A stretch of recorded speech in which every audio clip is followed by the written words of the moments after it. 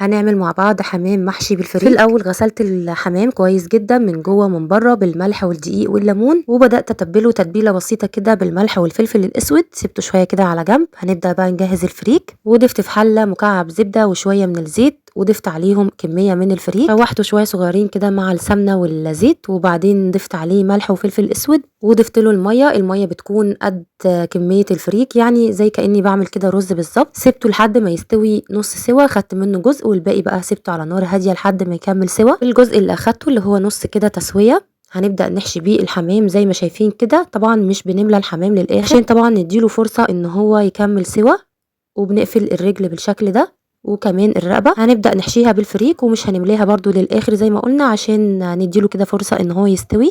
وهكمل باقي كميه الحمام اللي معايا بنفس الطريقه زي ما شايفين كده، وبحاول انضف الحمام كده من اي فريك فيه.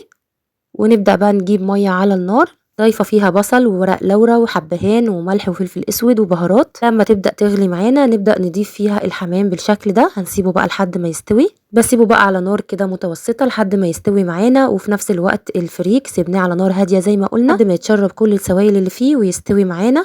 هنبدا بقى كمان نخرج الحمام بعد ما استوى، قعد معانا حوالي كده ساعه على النار. دي كميه الحمام اللي طلعت معانا. هنبدا بقى نحمرها في زيت سخن على النار، بقلبه كده على الناحيتين لحد ما ياخد معانا لون ذهبي حلو، ونبدأ بقى نخرجه ونقدمه.